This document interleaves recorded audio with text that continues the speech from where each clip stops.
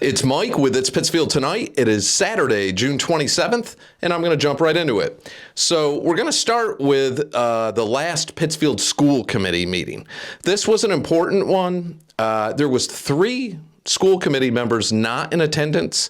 I believe one of them, Kathy Yan, was able to attend via Zoom.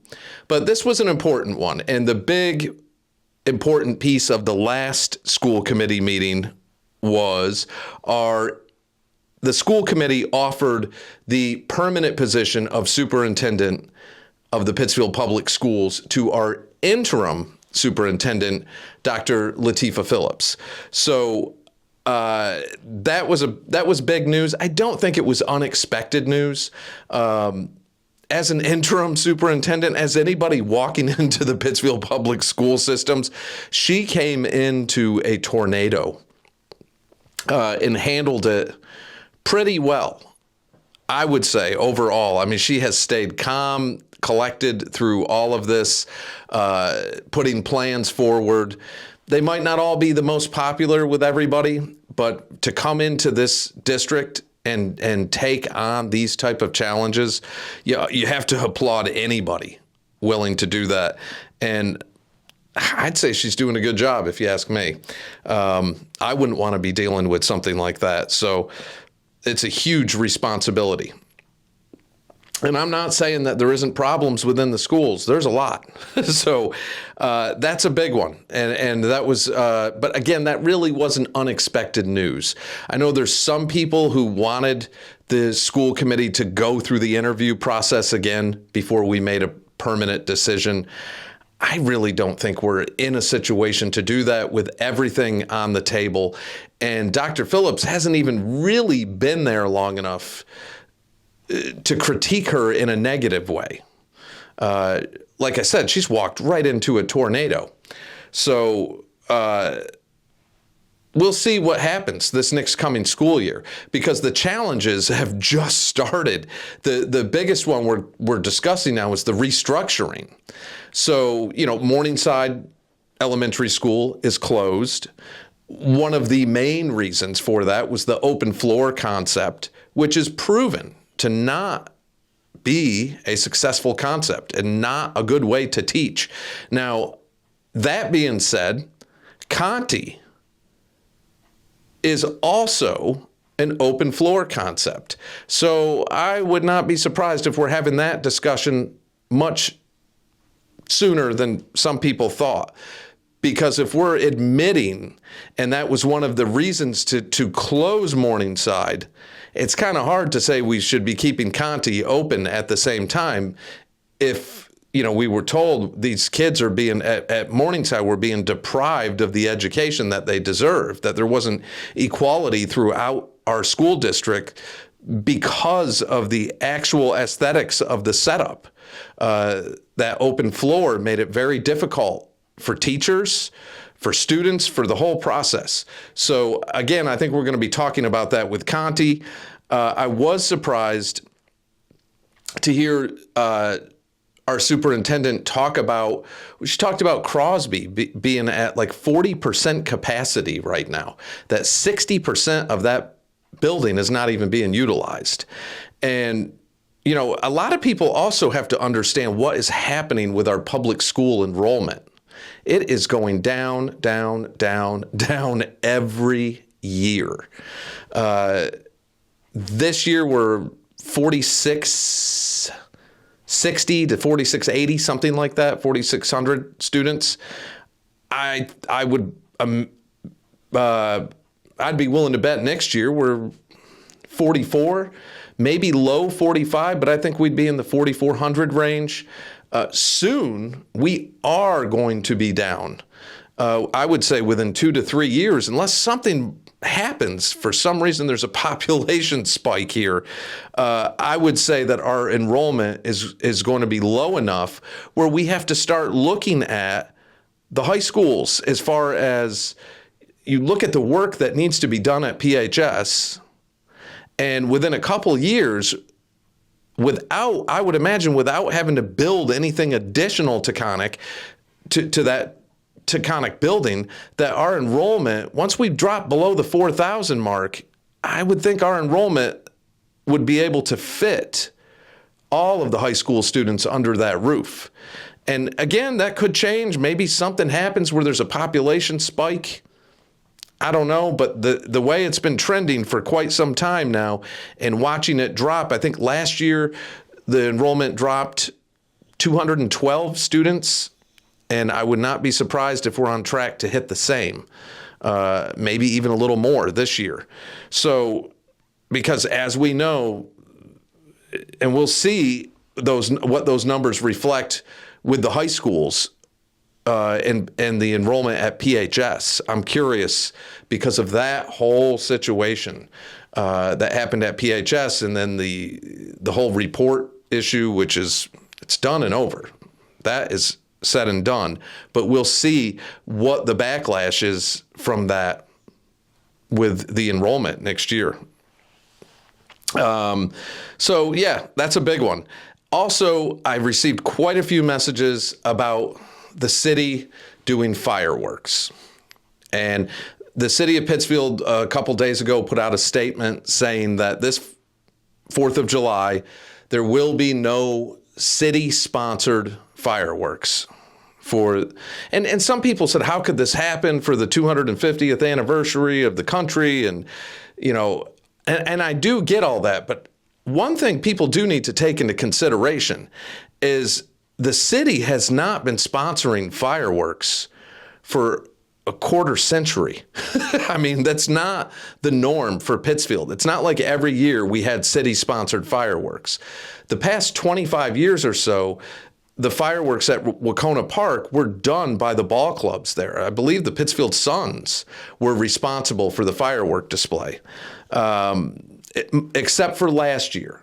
I think last year the city did get involved because we didn't have the Suns, and they did a fireworks show. I myself, when it comes to fireworks, not so excited about it. My animals go absolutely mental. One of my dogs, it'll take me 3 or 4 hours to get her out from underneath the bed when fireworks go off. And I know a lot of people said, well, don't worry about it. Everyone will be lighting fireworks off.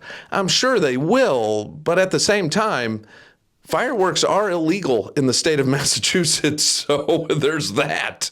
And they are illegal. I forget the Massachusetts general law on that, but I believe even sparklers, when they changed that law, I believe they even incorporated that into it, that all fireworks in the state of Massachusetts are illegal.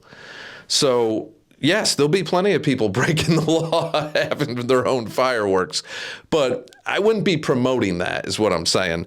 I'm not saying I'm one of them people that run around going, oh, you're all breaking the law, but I'm just saying technically that is against the law in Massachusetts.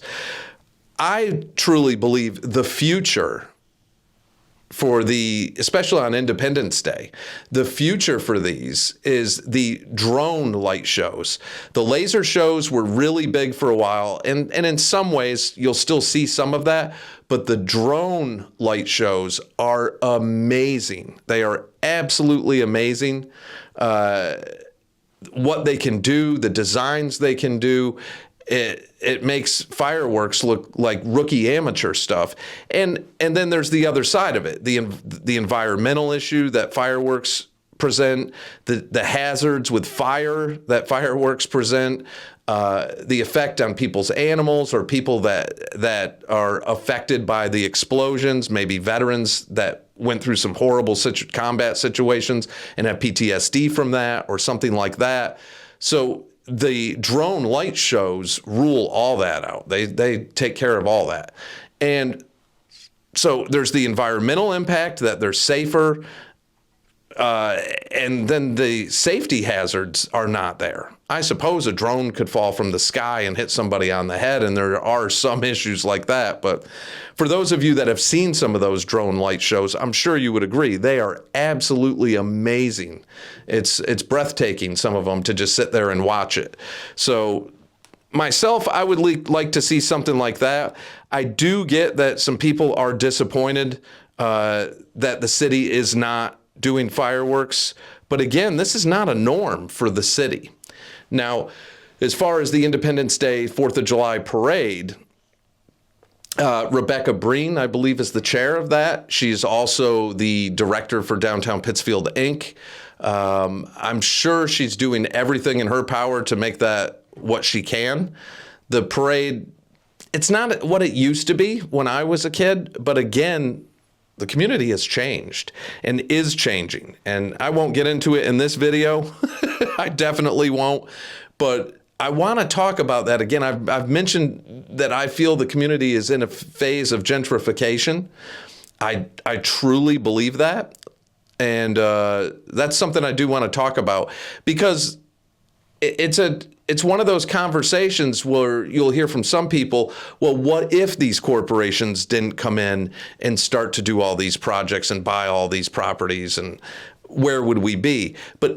And I get that side of the discussion, but at the same time, watching investment firms and corporations become the largest property owners in the city, it's a little scary at times. You know, it really is, because you hope that their intentions are good. You hope that you have to put that trust feeling of like, all right, I hope this is going to work out, because once an investment firm becomes the largest commercial property owner and largest residential property owner, that carries a lot of weight with it, you know, and that's a scary thing. People want to know what happened to the housing market. That's part of that. That is part of that. It wasn't just a bunch of abandoned houses sitting around that nobody wanted. So it's a whole conversation that I want to have later on, and I think bring other people in on it. I think I want to start doing some roundtable conversations and hearing different views and allowing 4 or 5 people, myself and 4 other people at a time, to really have a good discussion about that kind of stuff. I used to do shows like that a few years ago. I think some of you might remember that. I had a show called For Pittsfield, and it was a panel of 4 people. And I test piloted that with like 4 or 5 episodes. And I'm thinking about doing something like that again. I loved the concept of it and the conversation between people. Last but not least, I want to talk about a petition that the Ward 2 counselor, Cam Cunningham, put forward for a study to be done discussing taking the former Morningside Elementary School and converting that into the police station with a community center and something like that. And he wanted a feasibility study done. And he has a petition that he submitted to the council. Now, if many of you might remember, especially those of you that went to the meetings before they made the decision to close Morningside School and they had the community meetings, it was being discussed then. So this isn't a new conversation. Talks about that potentially being the Pittsfield Police Station were in discussion months and months ago. So I do appreciate Councilor Cunningham putting a petition forward to look into that, but this is something that's already been on the table and been up for discussion. Adding a community center to the police station, I don't know about that. Now, I did some minimal research on that myself and saw that there are some examples where they're looking at where they have put facilities where you have the police station and then some rooms that are accessible for community gatherings, things like that. But for our size city and having a full police station there, which, is that something you want to mix together? I would think you'd want a community center to be kind of on its own, and it would have to be something that's open to the entire community. It'd have to be large enough for that. If you're talking about moving the police station, you have to think about the amount of work and money that is going to take. You're talking tens of millions of dollars. It would be a massive undertaking. There might be some financial advantages to having that structure already there, but the work that will have to be done to set up communications, to set up all the things that have to be put in there. You have to have holding cells. You're talking serious construction. You have to have garages for the vehicles. It would have to be done right, and you would want to build something that has longevity to it. So we're not looking at in 20 to 30 years saying, well, we need a new police station. This one went almost 100 years from where we are right now. I think 1936 to 1939, somewhere in that range. So we're close. We're around the 90-year mark on our police station. I would think a new police station, you'd be looking at the investment we'd have to make, numbers similar to that. 75 years minimum that you'd want to get out of it. So you're talking about some serious construction at a time when construction costs are unbelievably high. So I don't know. We'll see. But again, that was interesting to see that petition put forward, because I already thought that discussion was on the table. I already thought that people were looking into that, looking into costs of that. I guess maybe making it official, Councilor Cunningham putting a petition forward, but that's something that has been being discussed for months. So really, that's it for now. There's going to be a lot to talk about coming up next week.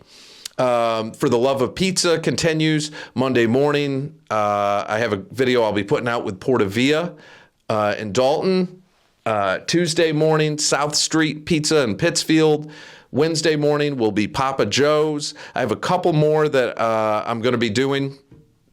If you haven't seen the Berkshire Mountain Bakery one on the Facebook page, just scroll down. It's right there. It's also on YouTube and TikTok and Instagram, so you can check it out on all those platforms as well. I love promoting our local businesses. That's a big one. And I love pizza, so it's great to do both at the same time. So for the Love of Pizza is going to be something I'll be doing every year. That's one I really enjoy. After the pizza ones, I'll be moving on to some of our restaurants.